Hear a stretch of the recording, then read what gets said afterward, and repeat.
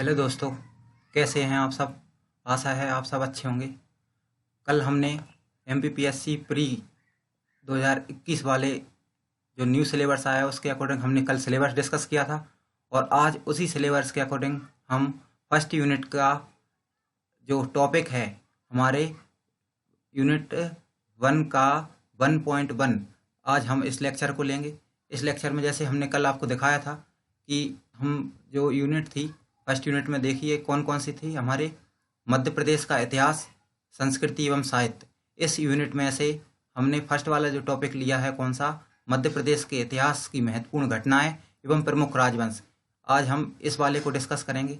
और कल कुछ स्टूडेंटों ने डिमांड की थी कि आप कहाँ से हैं और क्या पढ़ा रहे हैं, और हमें ग्रुप में ऐड किया है। क्यों किया है देखिए, आप सब पीएस एमपीपीएससी मेंस और प्री की प्रिपरेशन कर रहे हैं। 2021 में हमने इंदौर में बहुत बड़ी जो कोचिंग संस्थान है वहाँ पे वर्क किया है। हमें बहुत अनुभव है इन चीज़ों का।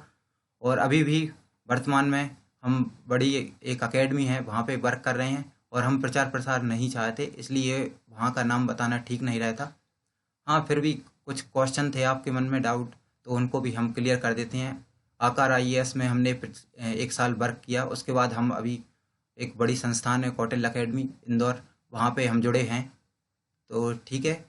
इसके अलावा हमने बहुत सारे एग्ज़ाम भी क्वालिफाई किए हैं। जैसे हम मध्य प्रदेश संविदा शिक्षक की बात करें या एमपी कांस्टेबल पुलिस वाला हो गया तो उसको हमने 2 टाइम्स क्वालिफाई किया। लेबर इंस्पेक्टर है और सीटेट है, बहुत सारे एग्ज़ाम हैं। एमपीपीएससी में भी हमने लगभग 3-4 बार एग्ज़ाम दे चुके हैं, उसमें से 2 बार क्वालिफाई किया हमने और 1 बार प्री क्वालिफाई हुआ है और 1 बार मेंस हुआ है।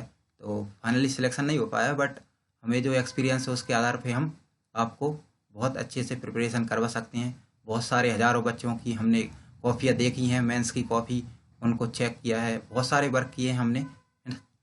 तो चलिए हम देख लेते हैं हम इसमें कौन कौन से हम क्या कर सकते हैं।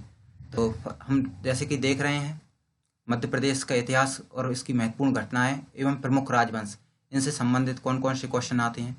और कोई भी टीचर हो तो हमेशा हमें यह प्रयास करना चाहिए कि जैसे कबीरदास का एक दोहा था, हमें उसको हमेशा याद रखना चाहिए। कौन सा दोहा था?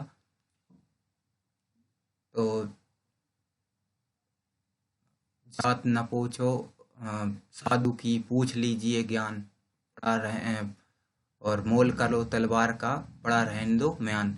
तो हमें उसी जो परंपरा है उसी को हम अपने अनुसरण करें और उसी के अनुसरण करते हुए हम कोशिश करें कि हम सिर्फ पढ़ाई पर ध्यान दें। आपको अच्छा लगे तो आप इस चैनल को सब्सक्राइब भी कर सकते हैं।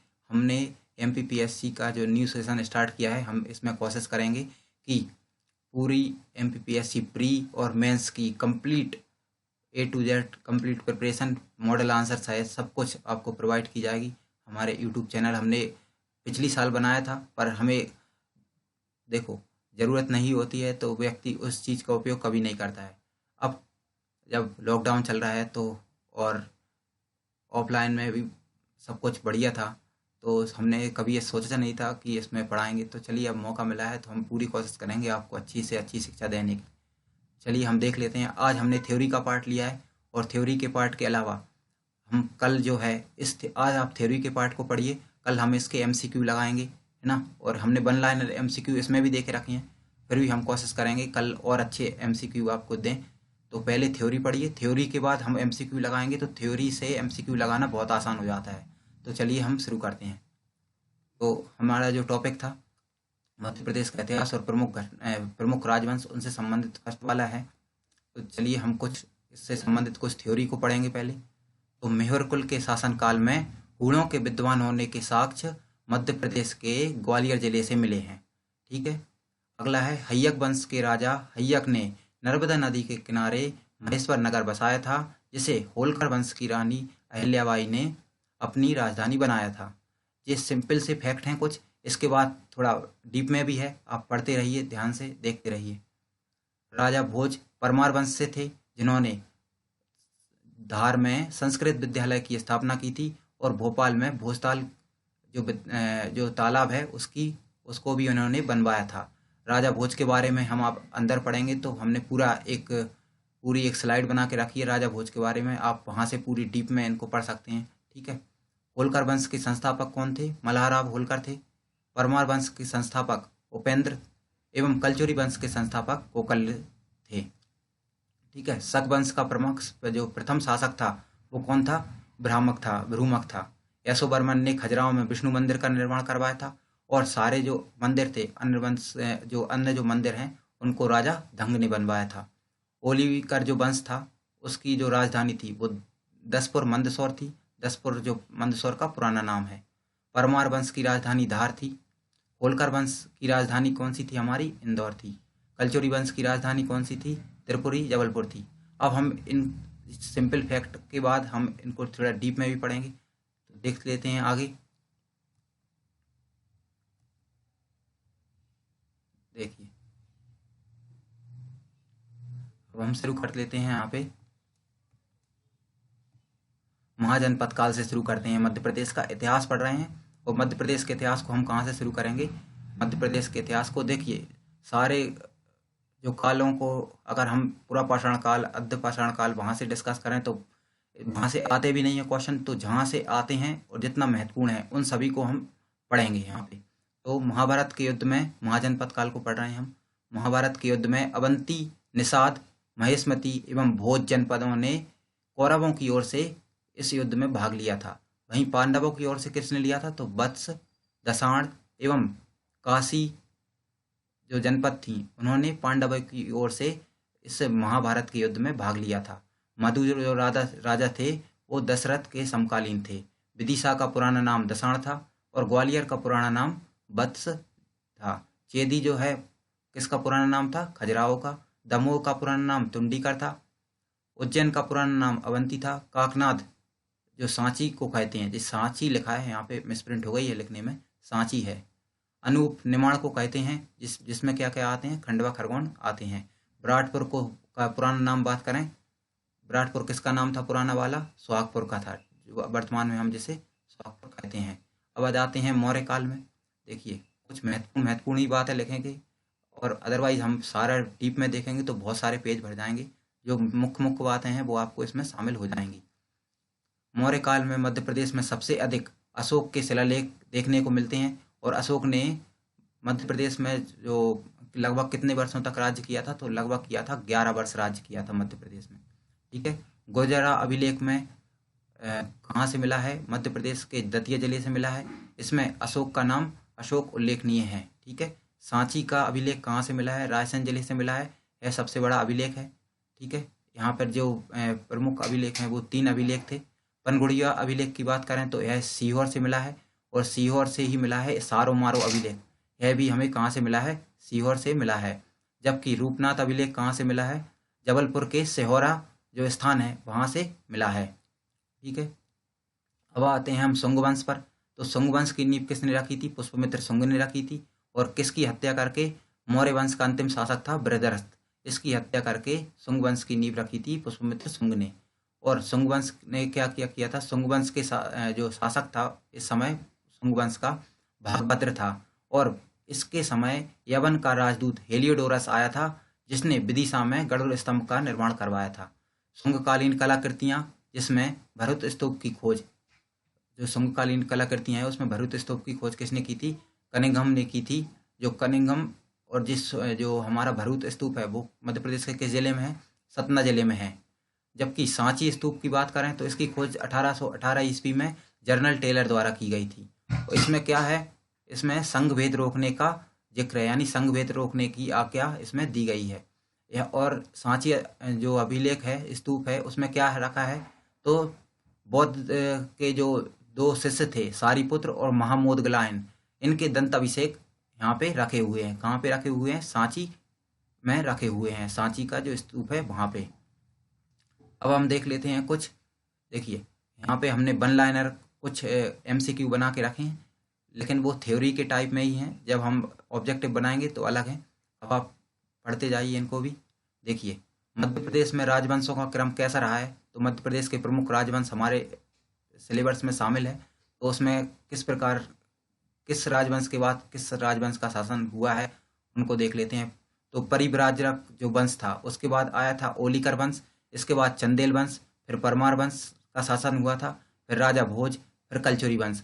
अगर आप सीक्वेंस से बात करें तो इसी सीक्वेंस को आप याद रख सकते हैं। राजवंश, मध्य प्रदेश के प्रमुख राजवंश जो हैं, इन इसी सीक्वेंस में इन्होंने राज्य किया है और आगे बढ़ते गए हैं।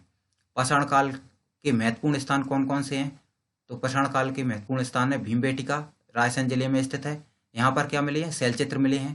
ठीक है। इसके बाद हथनौरा जो सीहोर जिले में स्थित है, यहाँ से क्या मिला है? मानव की जो खोपड़ी है वहाँ पे मिली है। नवपाषाण कालीन जो स्थल है वह कौन कौन से हैं? आदमगढ़ है, दमोह में स्थित है। और दमोह कहाँ पे? दमोह सागर आदमगढ़ में। ठीक है। भेड़ाघाट जबलपुर, जहाँ से नवपाषाण कालीन बस्ती जो है वहाँ के अवशेष मिले हैं। कहाँ से मिले हैं? भेड़ाघाट। और किस में आता है? जबलपुर में आता है। रीवा जिले में सिंचाई के नवपाषाण कालीन उपकरण मिले हैं, जबकि भोपाल जो थे, भोपाल से कहाँ क्या मिले हैं? नवपाषाण काल के हथियार मिले हैं। देखिए यहाँ पे क्या लिखा है? भोपाल से नवपाषाण कालीन हथियार मिले हैं। ठीक है। तो इन सबको भी आपको याद रखना है। आगे बात करें तो ताम्रपाषाण बस्ती कौन कौन सी हैं जो मध्य प्रदेश में खोजी गई? कहा था एक ताम्रपाषाण बस्ती थी, इसकी खोज किसने की थी? विष्णु श्रीधर बांकड़कर ने की थी। नाबदा टोली, यह भी एक ताम्रपाषाण बस्ती थी और यह कहाँ पर स्थित है? नर्मदा नदी के तट पर स्थित है। जबकि नागदा उज्जैन जिले में चंबल नदी के किनारे बसा हुआ है। खेड़ीनामा होशंगाबाद जिले में स्थित है। यहाँ पे क्या मिले हैं? यहाँ पे मृदभांड मिले हैं। मृदभांड क्या होते हैं? जो घड़े होते हैं मिट्टी के, उन्हें हम मृदभांड कहते हैं। आगे देख लेते हैं हम। देखिए, सोमवंश का शासन मध्य प्रदेश के किस क्षेत्र में था? तो बुंदेलखंड क्षेत्र में था। मध्य प्रदेश में 16 महाजनपदों में से 2 महाजनपदें मध्य प्रदेश में थीं। इसमें से पहली तो थी अवंती और दूसरी चेदी थी। अवंती की राजधानी उज्जैन थी। वैसे उज्जैनी को भी उत्तरी अवंती और पश्चिमी जो अवंती में व्यक्त किया गया है, पर हमें यहाँ पे डीप में अभी नहीं देखना। चेदी वंश की राजधानी कौन सी थी? शक्तिमती थी।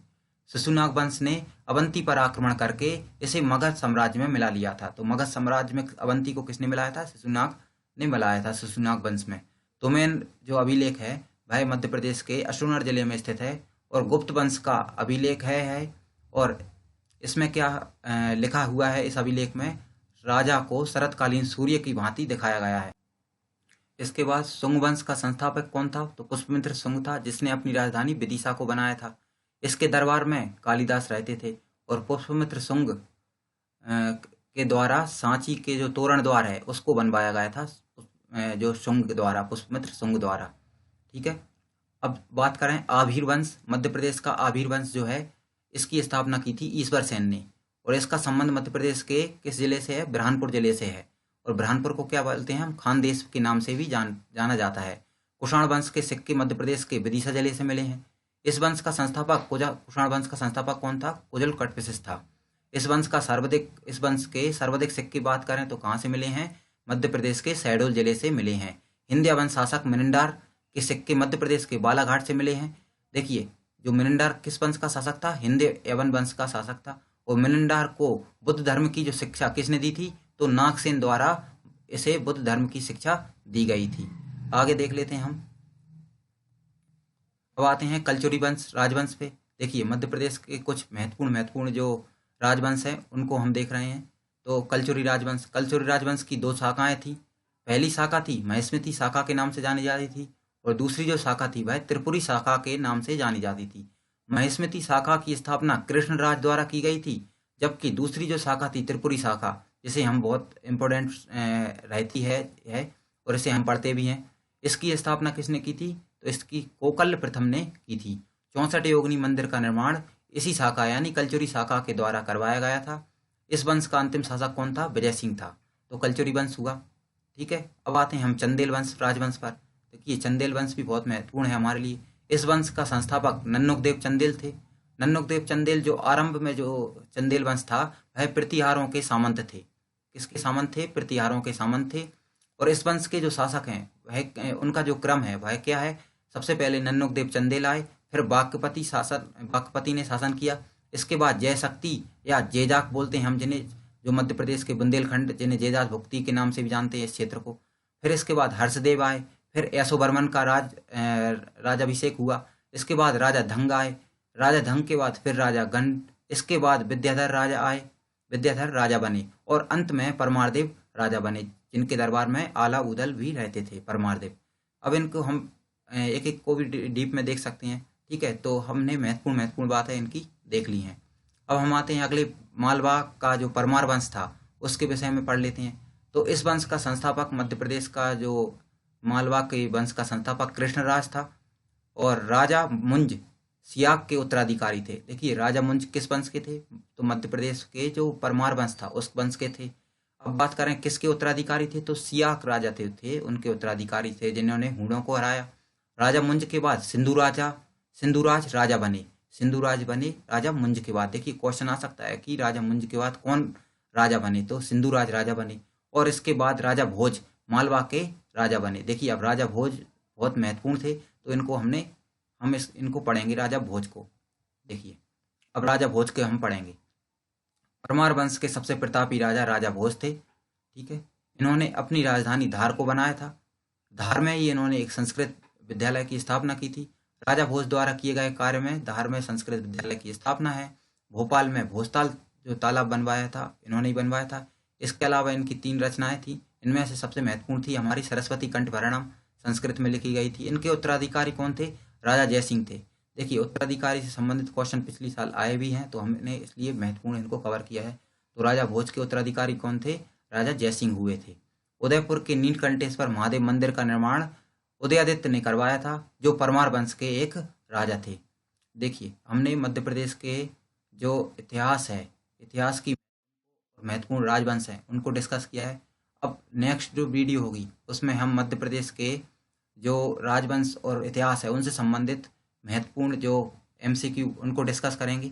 तो आप चैनल को सब्सक्राइब जरूर कर लें। हर दिन आपको क्लासें मिलेंगी और हर दिन आपके लिए हम इस पूरी MPPSC को कवर करने की कोशिश कर रहे हैं। ठीक है, तो चैनल को सब्सक्राइब करना ना भूलें। आप इसकी PDF चाहते हैं तो हमारे टेलीग्राम चैनल को भी ज्वाइन कर सकते हैं, वहाँ से आपको इसकी PDF मिल जाएगी। Okay, thank you.